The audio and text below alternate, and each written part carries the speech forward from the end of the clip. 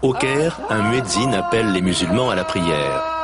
Dans de nombreuses villes de la planète, cet appel résonne 5 fois par jour.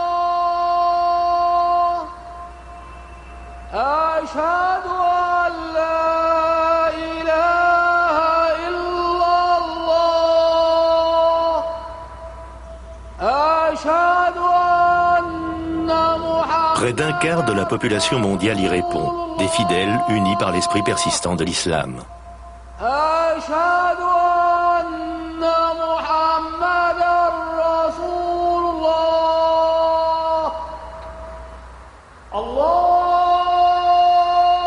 Allah est le plus grand, lance le muezzin.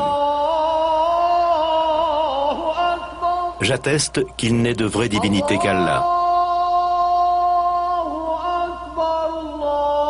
J'atteste que Mahomet est le messager d'Allah.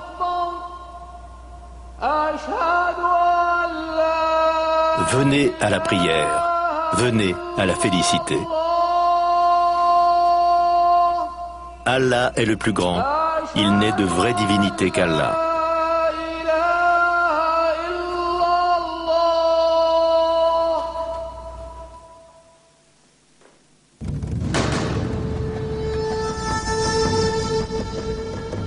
La civilisation islamique marque l'un des plus hauts sommets de l'humanité. Un pouvoir planétaire fondé sur la seule foi. Une révolution spirituelle qui allait façonner les pays de 3 continents et fonder un empire.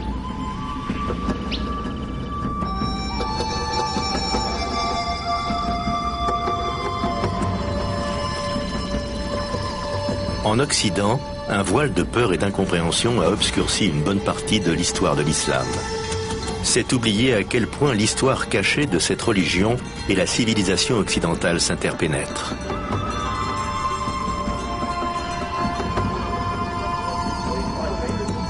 Au cours du Haut Moyen-Âge, tandis que l'Europe s'enténèbre, ce sont les érudits musulmans qui se réclament de la sagesse ancienne des Grecs. Ce sont eux encore qui sèment les graines de la Renaissance, 6 siècles avant la naissance de Léonard de Vinci.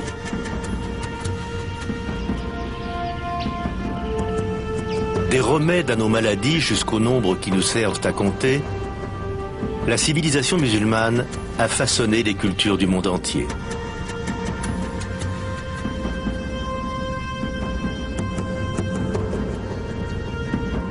Tout commence par la vie d'un homme ordinaire. Le message profond qu'il véhiculera changera le monde à jamais. Il se nomme Mahomet.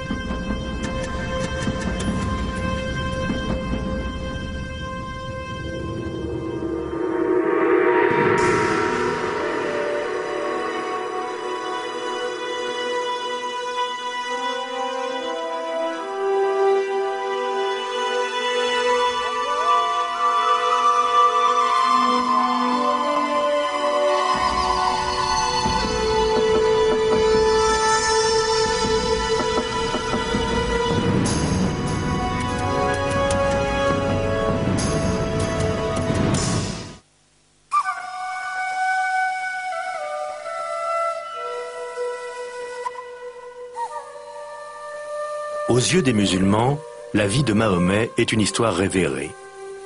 Ses mystères, comme ses certitudes, renvoient à des croyances tenues pour sacrées. Tout ce qu'on raconte au sujet du prophète dépend d'une mémoire transmise de siècle en siècle et de la sélection qui s'opère dans le temps. Il est donc très difficile d'extraire de ces différentes sources très louangeuses l'être humain ordinaire, l'homme qu'il fut.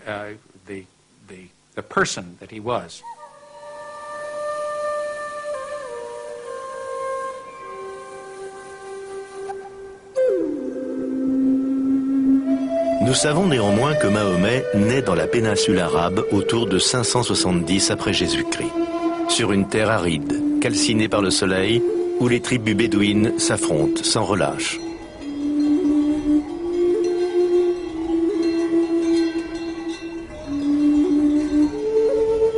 Enfant, il connaît, grâce à ses parents, un avant-goût de la vie dans le désert.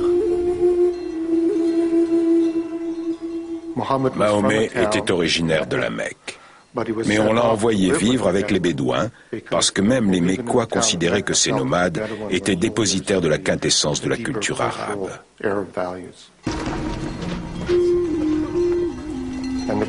De leur côté, les Bédouins voyaient les citadins comme ceux qui s'étaient coupés de leurs racines culturelles arabes profondes.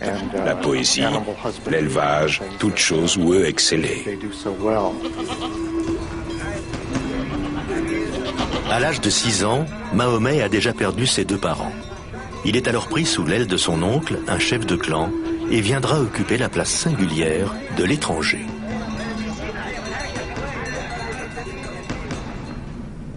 Il s'est retrouvé orphelin assez jeune et s'est mis à regarder tous les laissés pour compte avec une certaine sollicitude.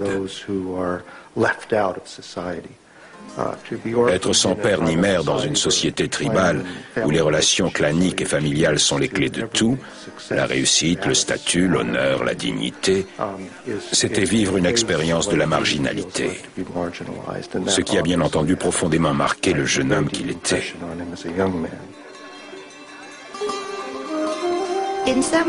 D'un certain point de vue, il était désavantageux de grandir sans parents. Mais en même temps, il s'est adapté. Il a donc eu de nombreux parents, plusieurs pères et mères, ce qui faisait de lui l'enfant de tout le monde. Dans le clan de Mahomet, comme dans toute la société arabe de la péninsule, on se raconte les mêmes histoires depuis des générations.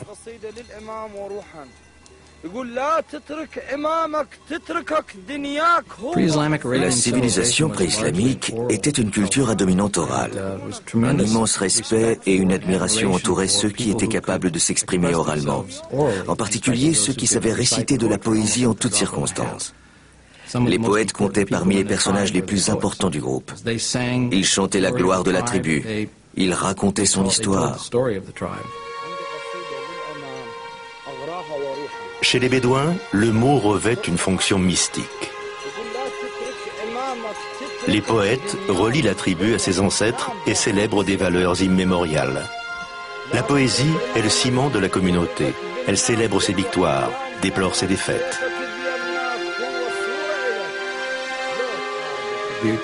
Les poèmes, comme ceux de Homère, exaltent un esprit d'héroïsme, tout en suggérant avec force les tragédies provoquées par les guerres tribales sans relâche, qui découlent de cet esprit.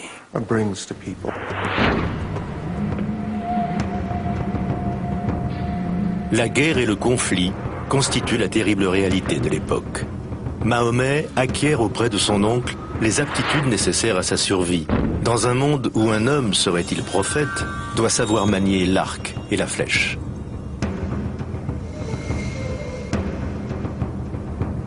Dans un pays privé d'eau, exposé à la colère des éléments, une rivalité autour d'un puits peut donner lieu à des querelles sanglantes sur plusieurs générations.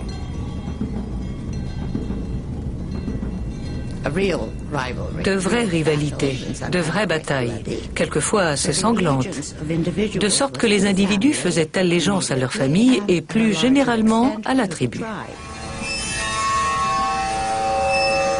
Sans la protection de la tribu, nul n'aurait duré bien longtemps. D'innombrables factions peuplaient la péninsule, toutes engagées dans des conflits violents, chacune défendant ses pâturages, ses routes commerciales et surtout ses puits. Il faut bien voir que les terres sont sèches pour la plupart.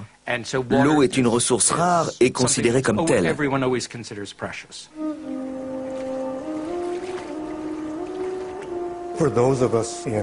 Pour nous qui vivons sous des climats plus humides, il est difficile de comprendre la symbolique attachée à l'eau par les sociétés du désert, qui ne connaissent qu'une ou deux pluies par an et pour lesquelles un peu d'eau sauve de la mort.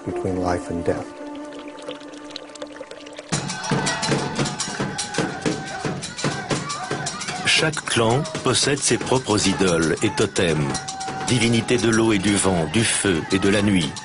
Elles sont entreposées dans une construction de bois, de pierre et de tissu dans la ville caravanière de la Mecque. On l'appelle la Kaaba, du mot arabe qui signifie cube. Les Arabes pré-islamiques vouaient un culte à un certain nombre d'esprits en relation avec la nature, parfois avec des éléments naturels tels que les arbres, les pierres ou les sources. La Kaaba de la Mecque était un sanctuaire qui abritait une collection de divinités. Le patriarche hébreu Abraham aurait, dit-on, édifié lui-même la Kaaba plusieurs siècles auparavant. Et la pierre noire qu'elle renferme serait tombée du ciel. En ces temps agités, la Kaaba offre une retraite paisible. C'est le seul lieu où les Bédouins consentent à observer une trêve avant de retourner guerroyer sur une mer de sable.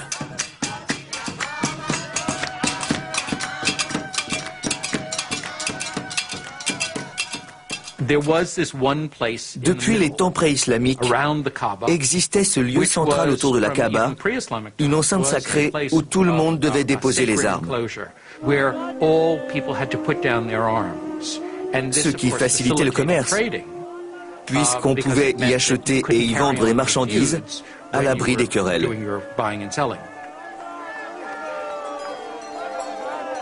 Pour ce qui est des Arabes pré-islamiques, l'importance spirituelle de la Kaaba et de la Mecque est difficile à dissocier de son rôle économique. La Kaaba fait de la Mecque un centre névralgique pour les échanges commerciaux. On y trouve de l'encens arabe, des parfums exotiques, des épices indiennes, des soieries chinoises et du lin égyptien. C'est peut-être l'extraordinaire mélange de cultures qui fait la plus grande richesse de la ville. Il passait dans la ville des gens qui venaient de très loin et avaient de ce fait toutes sortes d'expériences à partager. Il y avait là un mélange de confessions. On trouvait des juifs, des chrétiens et les arabes du désert qui pratiquaient une religion de type animiste. Le monde de Mahomet est un centre économique qui relie la Méditerranée à l'océan Indien. Un trait d'union entre les empires vieillissants de Byzance et de Perse et les grands bazars de l'Inde et de la Chine.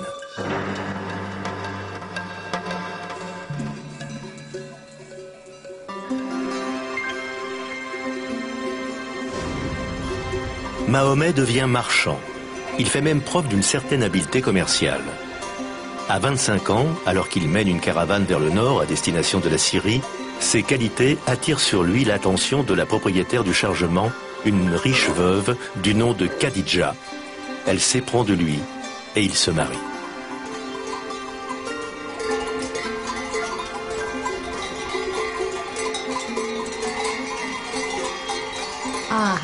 Khadija. Elle était son mentor autant que son épouse. Une femme d'affaires, une femme de tempérament. Mahomet était son fondé de pouvoir. Une collaboration de rêve. Il a dû beaucoup apprendre auprès d'elle. Ils étaient en contact avec beaucoup de marchands originaires de différentes parties du monde qui passaient par la péninsule arabe. C'était un homme très intelligent, je crois, d'une grande ouverture d'esprit. Il savait échanger avec toutes sortes de personnes. Il devait avoir du charisme aussi.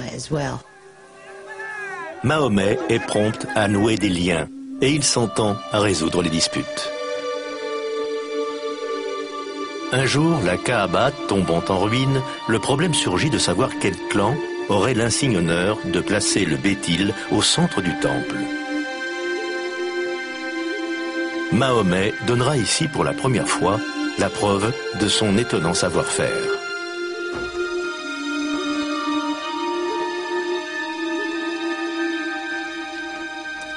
Il assigne aux 4 chefs le soin de tenir un bord du manteau et de soulever la pierre ensemble. En signe de reconnaissance, ils invitent Mahomet lui-même à la poser à son exacte place. Sa droiture et sa loyauté lui vaudront le surnom d'Al-Amin, l'homme en qui on peut faire confiance. Tout indique qu'il s'intéressait de très près aux questions religieuses, auxquelles en ce temps-là une personne ordinaire ne prêtait que peu d'attention. Il discutait avec les sages arabes, chrétiens et juifs, qui vivaient dans la région.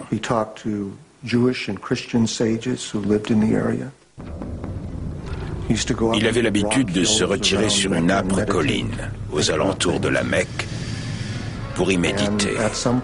Un jour, il a eu une vision, dont on parle de façon très évocatrice et allusive.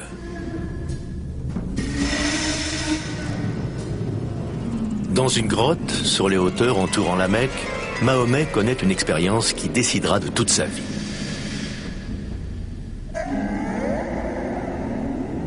Un ange lui apparaît sous la forme d'un homme, qu'il l'appelle à lire au nom de son Seigneur qui a créé. Le face-à-face impressionne Mahomet autant qu'il le déroute.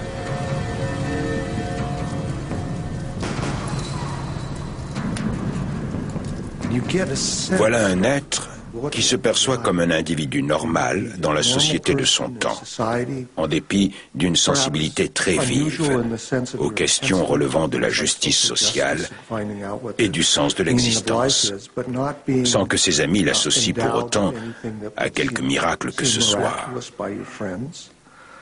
Et soudain, une voix vient à lui, puis sort de lui alors qu'il s'adresse aux autres.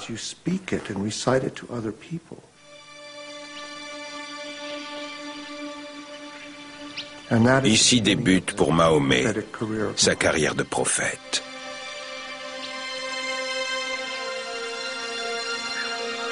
Les mois suivants seront marqués par d'autres révélations, des mots d'un lyrisme puissant, puisés à la plus exquise poésie arabe.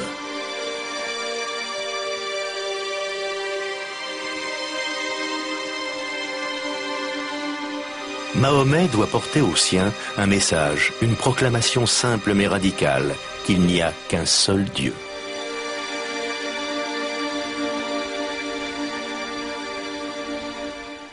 Le dogme central de l'islam est l'unité, l'indivisible unité de Dieu. C'est non pas une simple formule, mais bien le concept le plus important. Par unité divine, on n'entend pas seulement l'existence d'un seul Dieu et la négation des autres divinités. Il s'agit de ne penser qu'à une seule chose. Dès lors, le prix qu'on attache aux possessions, au statut social, au pouvoir, relève de l'idolâtrie intellectuelle.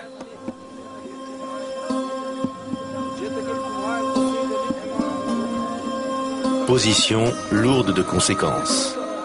De l'unicité de Dieu à celle du peuple, il n'y a qu'un pas à franchir.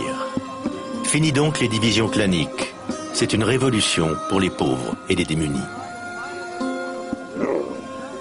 Il me semble que l'élément primordial de ces premiers enseignements, dont on ne parle guère, tient à l'idéal de justice sociale qu'il défendait.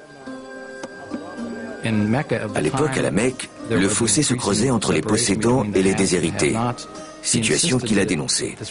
Il prônait le partage des richesses. À mon avis, c'est ce message de justice sociale qui lui a permis d'être entendu du peuple. L'islam instaure un nouvel ordre, un nouveau mode de vie dont la beauté repose sur l'égalité entre tous les fidèles. Les noirs, les blancs, les hommes, les femmes, les enfants. Il porte donc en lui cette universalité qui est, à mon avis, la raison pour laquelle il s'est propagé si vite. Alors que Mahomet commence à prendre la parole au sein de sa communauté, son message en touche plus d'un. Son message avait la subtilité et la profondeur symbolique de la grande poésie pré-islamique, celle qui avait donné au peuple d'Arabie une oreille d'une sensibilité extraordinaire à l'expression verbale. L'oralité était en effet un vecteur culturel central. Certains le considéraient comme un poète. Or, une sourate coranique dit en substance que Mahomet n'est pas un poète. La parole du poète est de désir. Cette voix n'est pas celle du désir. C'est la voix de Dieu.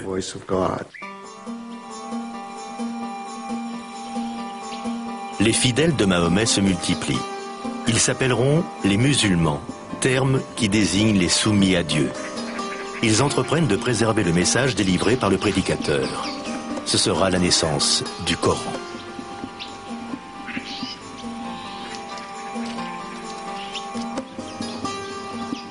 La révélation du Coran a eu lieu sous forme orale. Mais très vite, on s'est aperçu qu'il fallait l'écrire afin d'éviter qu'elle se pervertisse et ainsi garantir la pérennité du message originel.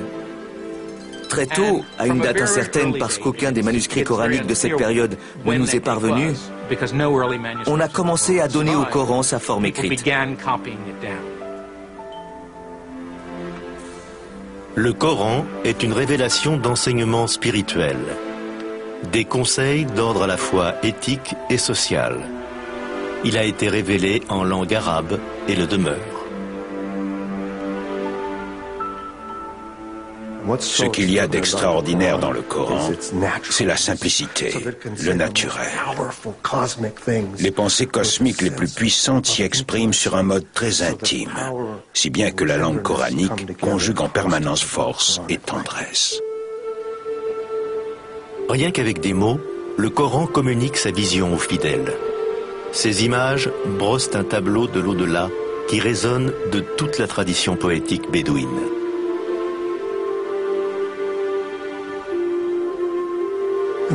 Imaginez-vous dans le désert, dans la poussière et l'éclat du soleil. Vous êtes enveloppé dans de longs vêtements, sans quoi le vent vous arracherait la peau du visage. Vous entrez dans une oasis. La température chute brusquement. Un grand calme se fait. Les hurlements du vent cessent. Partout autour de vous, c'est de la verdure et de la couleur. L'univers de l'eau est symboliquement associé au paradis. Ce que le Coran évoque en quelques mots brefs.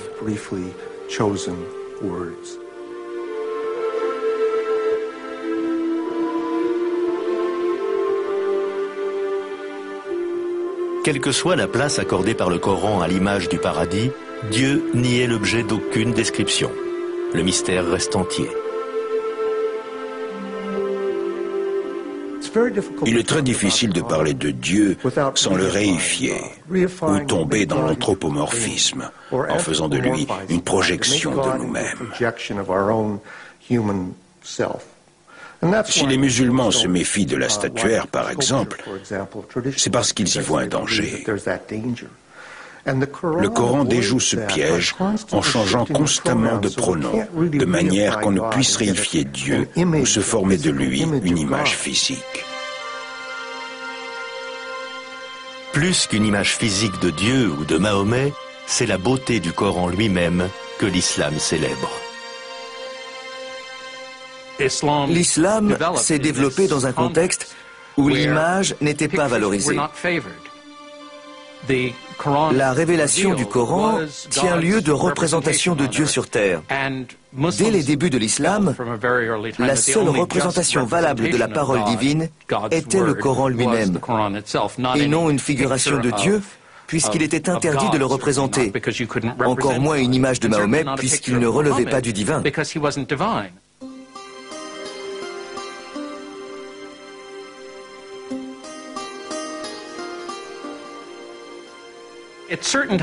À certaines époques, on a cependant, ici et là, représenté le prophète.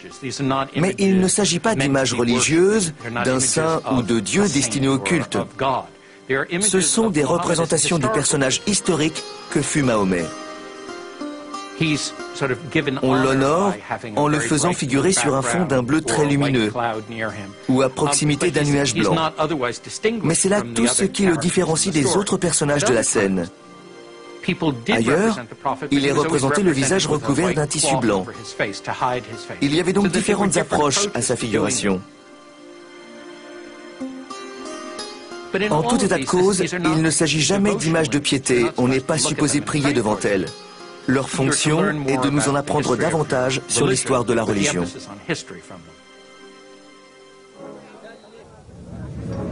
Face au développement de la communauté mahométane, l'opposition elle aussi se renforce. Il y avait bien entendu des sceptiques qui disaient « Écoutez, si vous êtes un prophète, où est votre miracle? Moïse a fait des miracles. Jésus en a fait. Où est le vôtre? La réponse coranique à cette mise en demeure, c'est « Le voici votre miracle ». Ce Coran. Mais il en faut plus à ceux qui se définissent par les dieux de leurs ancêtres et les totems de leur clan.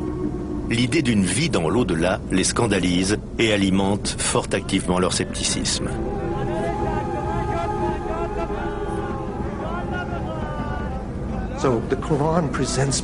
Le Coran fait état de ces doutes. Vous voulez dire qu'après ma mort, quand mon corps sera retourné aux éléments, qu'il se sera putréfié, je vais me reconstituer et revenir à la vie? De tous les messages coraniques, celui-ci paraissait au peuple d'Arabie le plus difficile à accréditer. Mahomet parle aussi de la damnation éternelle pour ceux qui se rendent coupables d'injustice. Il emploie l'imagerie de l'Apocalypse, évoquant les signes de la fin des temps, lorsque les montagnes s'écrouleront, que le ciel s'enroulera sur lui-même comme des manuscrits. Alors seulement, nous saurons de quels actes nous devrons répondre. Il existe des allusions à ceux qui sont injustes. Ils finissent dans les flammes. Le jugement divin invoqué par le prophète indigne les non-croyants. Le démantèlement de leur héritage et de leurs coutumes les dérange profondément.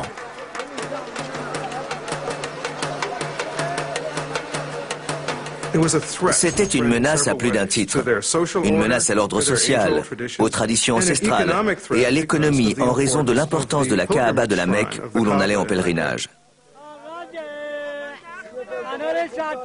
Pendant que les adeptes de Mahomet se multiplient, l'organisation sociale de la cité caravanière commence à péricliter. Les affaires souffrent de la désertion des pèlerins et des commerçants, inquiets pour leur sécurité. Les chefs de clan décident de faire disparaître Mahomet et son message.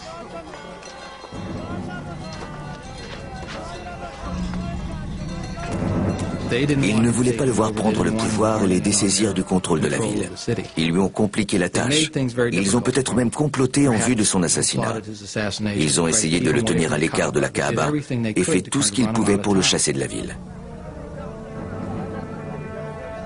Ils exigent de l'oncle de Mahomet qu'il lève la protection clanique dont bénéficie le prophète, ce qui faciliterait son meurtre sans avoir à craindre de représailles.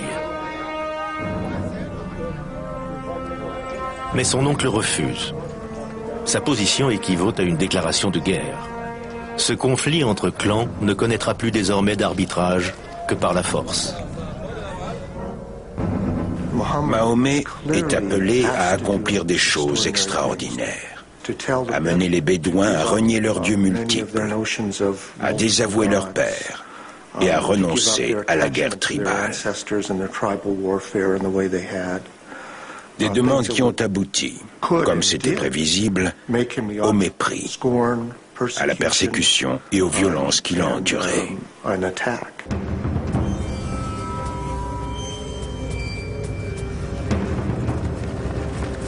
Les musulmans sont refoulés dans un faubourg étriqué de la ville et privés de vivres. Ceux qui ne bénéficient pas de la protection du clan seront torturés et abattus.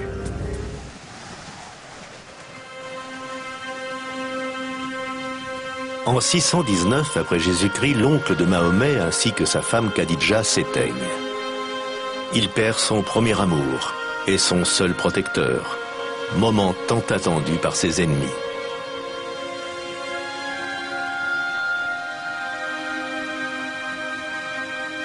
Mais Mahomet et les siens trouvent refuge dans la luxuriante oasis de Yathrib, au nord de la Mecque. Les tribus rivales en situation de lutte endémique y recherchent un arbitrage extérieur.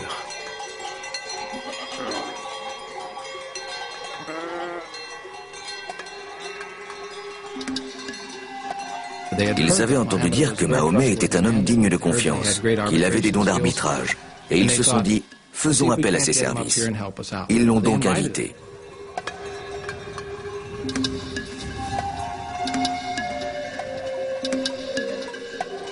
Mahomet accepte de se rendre à Yathrib pour y régler leurs différends, en échange de l'asile offert aux siens.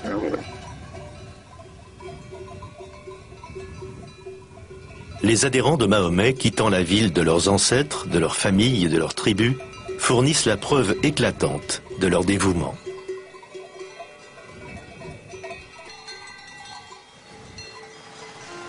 C'est l'acte fondateur d'une nouvelle communauté, d'une nouvelle tribu.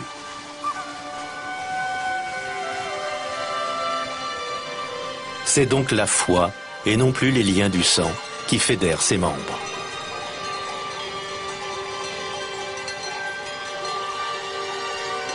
Ce seul déplacement d'une caravane d'un lieu à un autre marque les débuts de l'ère islamique. Ce voyage, migration spirituelle, mutation humaine et sociale, c'est la hijra, l'hégire. Nous sommes en 622 du calendrier chrétien, première année du calendrier islamique.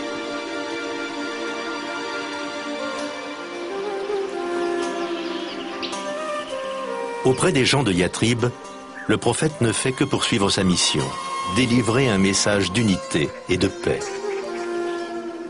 À Médine, on lui a demandé d'incarner une figure salomonique, en arbitrant des tensions intertribales qui semblaient insolubles. Son intervention est couronnée de succès. Yatrib va changer de nom. Elle s'appellera désormais la cité du prophète, Madina an-Nabi, ou plus simplement Médine. À Médine, Mahomet avait pour mission de réconcilier ces groupes divers et variés, de tenter de forger une communauté de croyants en établissant entre eux une sorte d'harmonie. Au clan divisé de Médine, le prophète propose sa vision de la solidarité. Toutefois, tout en faisant rayonner l'islam, il ne s'oppose pas aux croyances des autres confessions.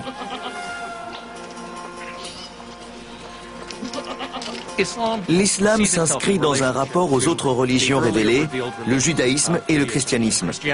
Ces adeptes sont traités comme des gens du livre sacré. On y trouve la croyance selon laquelle Dieu et sa parole se sont révélés à l'humanité à plusieurs reprises. À Moïse, à Jésus. Mais à chaque fois, les gens se sont perdus.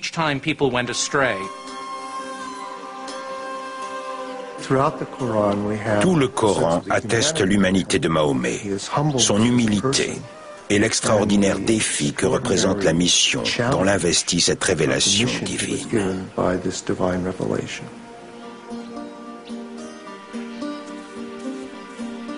À mesure que se développe la communauté musulmane médinoise, une vie faite de dévotion et de rites s'impose. Un esclave abyssinien affranchi nommé Bilal sera le premier muezzin à appeler à la prière qui a lieu au domicile de Mahomet. Allahu Akbar, Allahu Akbar. C'est la première mosquée.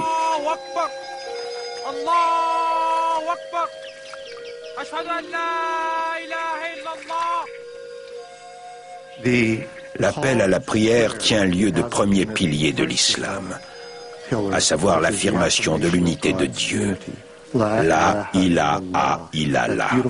Superbe phrase que les musulmans psalmodient inlassablement, en silence ou à haute voix, pour se remémorer l'unité de Dieu à laquelle nous devrions appliquer nos vies.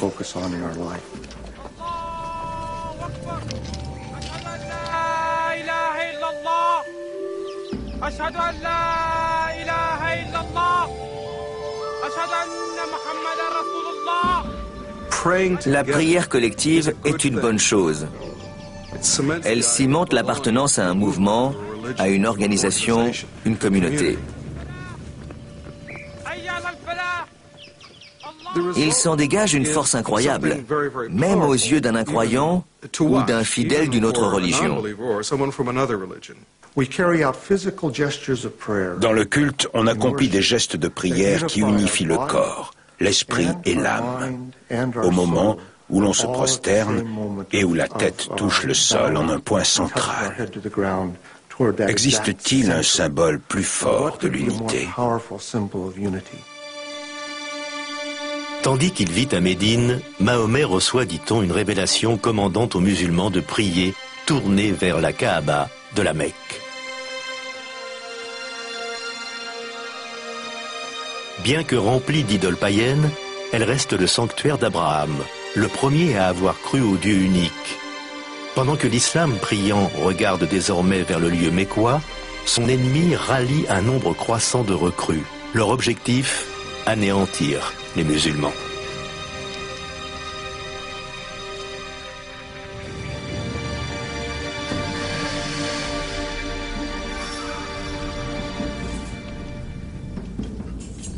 Les alliés de Mahomet commencent donc à s'armer.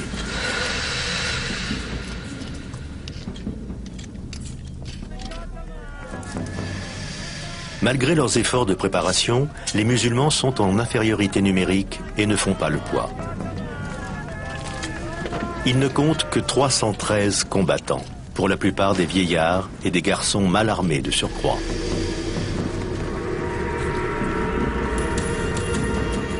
Les Mécois, en route pour Médine, en revanche, le sont fortement et totalisent 1 millier d'hommes.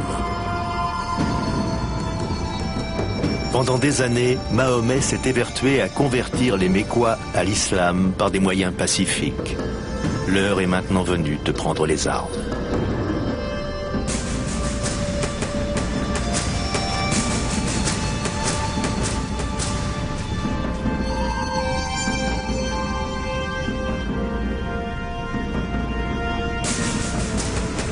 Les musulmans s'affrontent à leur propre tribu, frères contre frères, fils aux prises avec leur père. Une force les anime cependant, celle que donne la ferveur religieuse. Ils se battent avec la conviction d'être guidés par la volonté de Dieu.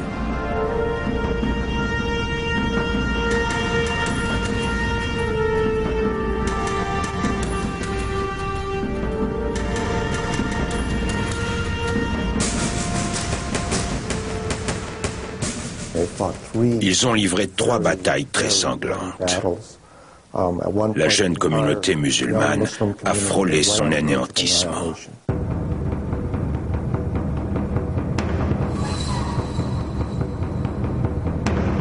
Contre toute attente, pendant 3 ans, l'armée musulmane résiste.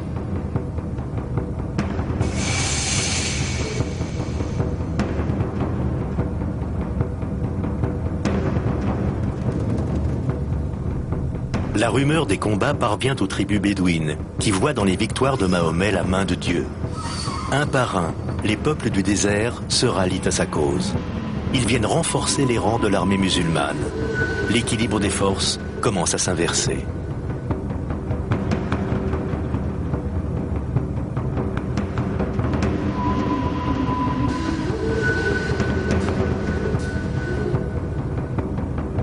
Les forces musulmanes s'avancent jusqu'aux abords de la Mecque. C'est un siège furieux qui durera près d'1 mois.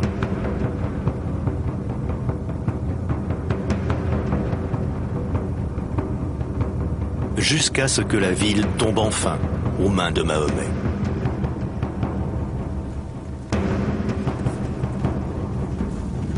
En 630 après Jésus-Christ, les Mécois, terrifiés, se préparent à subir l'assaut final. Désormais forte de 10 000 soldats, l'armée de Mahomet rentre à la maison.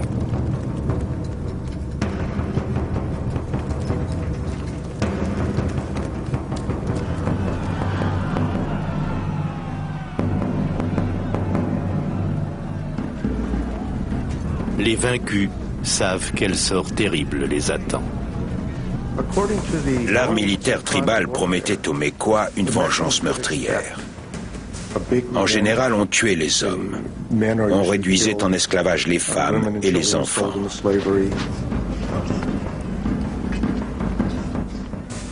La pitié pour le vaincu n'existait guère dans les conflits intertribaux.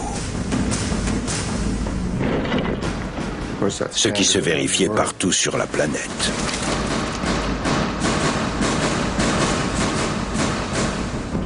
Toutefois, Mahomet réserve une surprise à la ville assiégée. Lorsqu'il est entré à la Mecque, loin de répandre un bain de sang, il a étreint les Mécois, ceux-là même qui avaient combattu contre lui pendant 3 ans et tenté de l'annihiler, ce qui déconcerte profondément les hommes de son entourage. Du reste, au fondement même de la religion, on trouve de tels épisodes de générosité. souvent des gestes d'une bonté et d'une mansuétude extraordinaire. Mais les Mécois n'échapperont pas tous à la colère de Mahomet. Enivrés par la victoire, ses troupes marchent droit sur la Kaaba.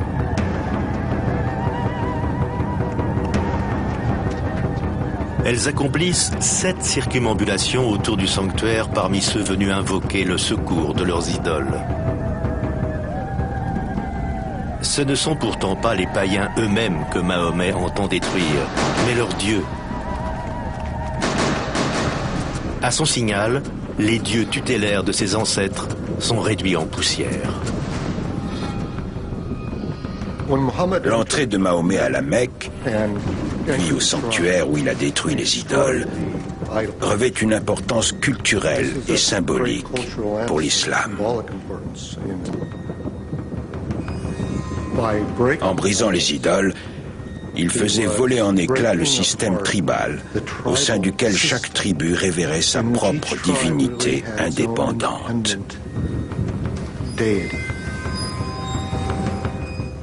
C'est ce qui a choqué les Bédouins. On détruisait les dieux de leur père. On leur signifiait en un sens que leur père s'était trompé. C'est inaudible au sein d'une tradition où les relations au père et à la tribu sont essentielles. Cet acte iconoclaste est donc perçu comme une violence prophétique de même importance pour la tradition islamique que Moïse brisant les tables de la loi sur le mont Sinaï pour avoir pris conscience de l'idolâtrie de son peuple, ou que Jésus chassant les marchands du temple.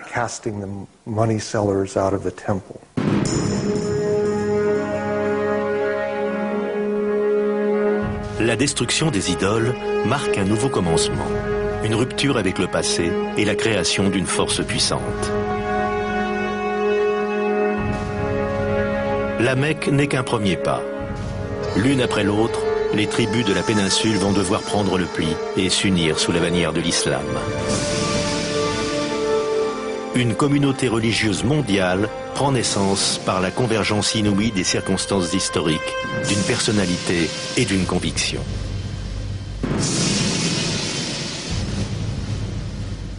Mahomet a instauré un sens de la solidarité, un sens de la mission.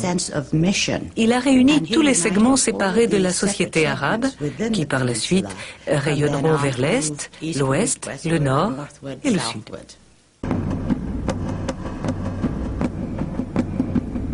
Les musulmans se tournent vers le nord, où ils pénètrent au Liban et dans la Syrie actuelle. Ils envahissent l'Égypte à l'ouest et bientôt l'Afrique du Nord, dressant des fortifications le long de la côte méditerranéenne. Seules les mers les arrêtent. L'expansion est si rapide à partir de 622, première année du calendrier islamique, qu'en 50 ans, des hommes dont les pères avaient été chameliers gouvernaient à présent l'un des plus grands empires dans l'histoire mondiale. Au bout de 2 siècles, ils s'étendaient de l'Espagne à la Chine.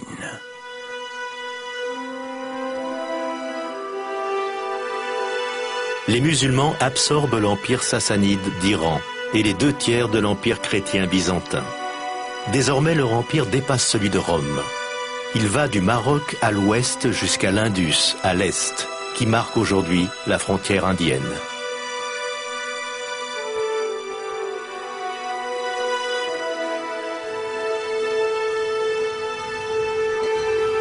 Comment une armée aussi modeste a-t-elle pu aussi aisément conquérir un tel territoire en si peu de temps ?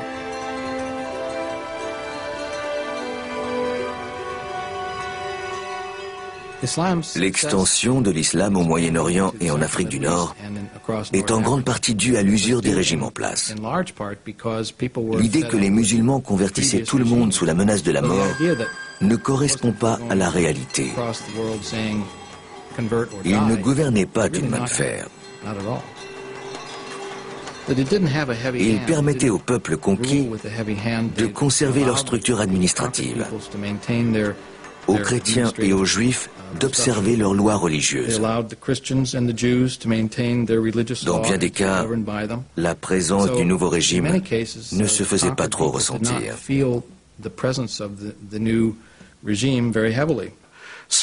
Il est certain que pour des individus exploités ou tyrannisés par un clergé oppressant, voire parasite, l'idée d'une religion indépendante de tout sacerdoce a dû paraître très séduisante.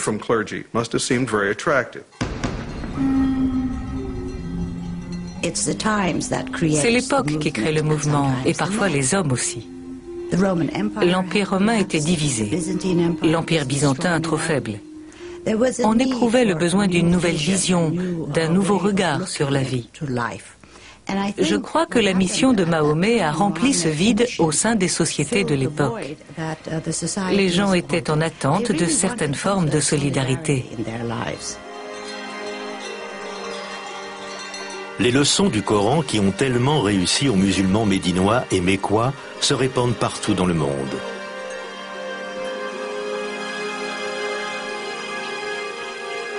Lors de la conquête de la Syrie, les musulmans accomplissent leur prière du vendredi dans l'église Saint-Jean-Baptiste de Damas, laissant aux chrétiens leur service du dimanche.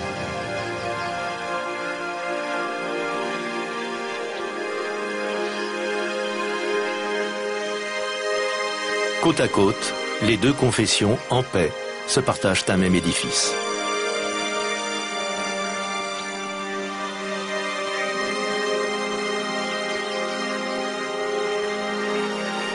Puis, s'étant accrue, la communauté musulmane rachète aux chrétiens leur vieille église, sur le site de laquelle elle érige une immense mosquée.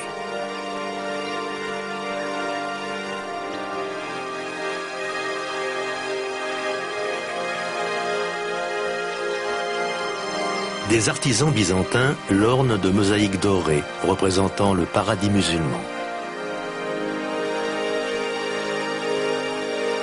La grande mosquée de Damas servirait de modèle à celle qu'on allait construire à travers l'Empire.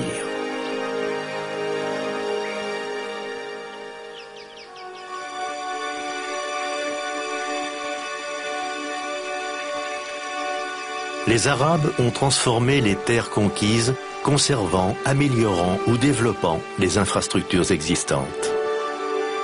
En Tunisie, à partir de ruines romaines, ils inventent un système d'assainissement des eaux ingénieux, se servant de la gravité pour séparer l'eau douce des sédiments. Ce système comprenait entre autres ces deux bassins qu'ils ont construits hors des fortifications. L'eau douce et propre se déversait dans le plus grand des deux bassins, où elle était alors distribuée par des canalisations dans la ville. Nous sommes ici plusieurs siècles avant qu'en Europe, on ait même songé à la possibilité d'installer l'eau courante.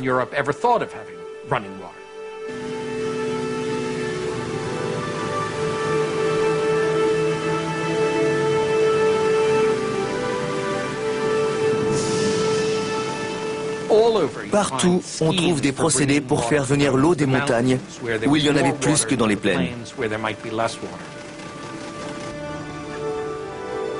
Ainsi renaissent des systèmes d'irrigation compliqués, dont on remplit d'eau les anciens aqueducs de pierre.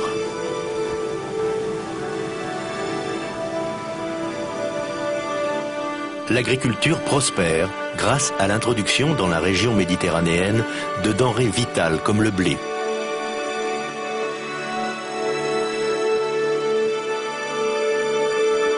Mais c'est dans la ville sainte de Jérusalem que les musulmans signent leur exploit le plus monumental.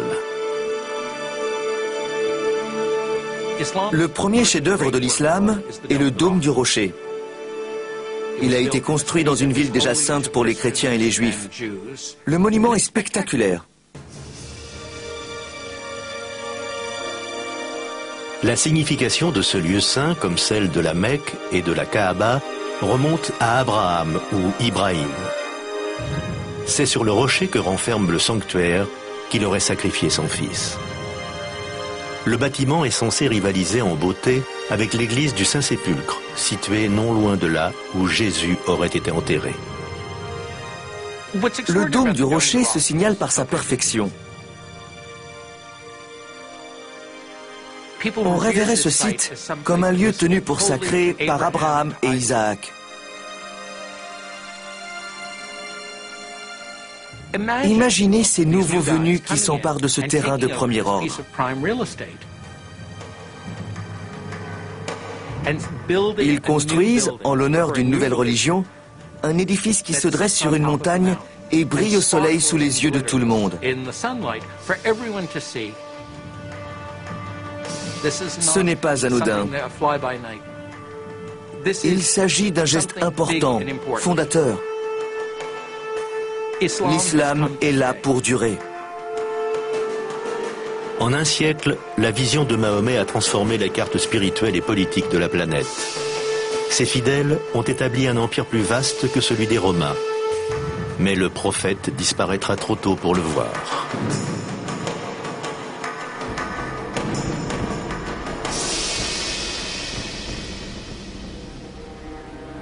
En 632 après Jésus-Christ, en cette 11e année du calendrier islamique, 2 ans seulement après la prise de la Mecque, il s'éteint.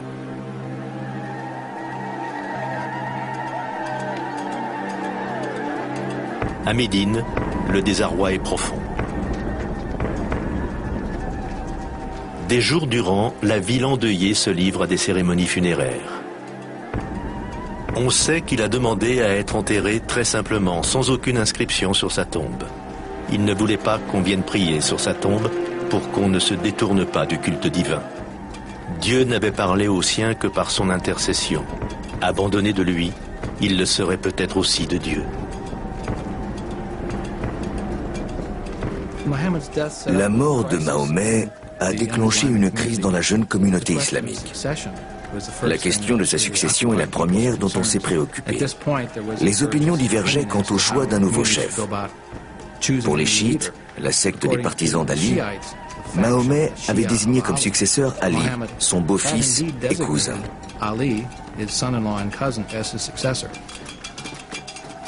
Selon l'opinion qui a fini par l'emporter, celle des sunnites, Mahomet n'avait pas de son vivant choisi de successeur.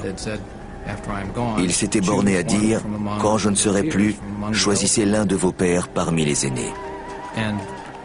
De la maison est sorti un homme qui allait lui succéder, Abou Bakr. Il s'est adressé aux autres et a déclaré « Si vous vénérez Mahomet, sachez qu'il est mort. Si vous vénérez Dieu, sachez qu'il est éternel. » Sa force et son influence profonde, l'islam l'attire du pouvoir fédérateur d'un Dieu unique, miséricordieux et compatissant, et d'un peuple soudé par une religion commune.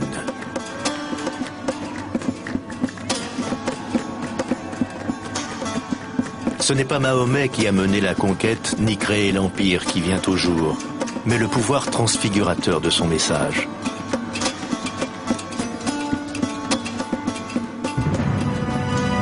Il en jaillirait une source de savoir qui bouleverserait l'humanité, à mesure que l'islam étendrait loin sa sphère d'influence.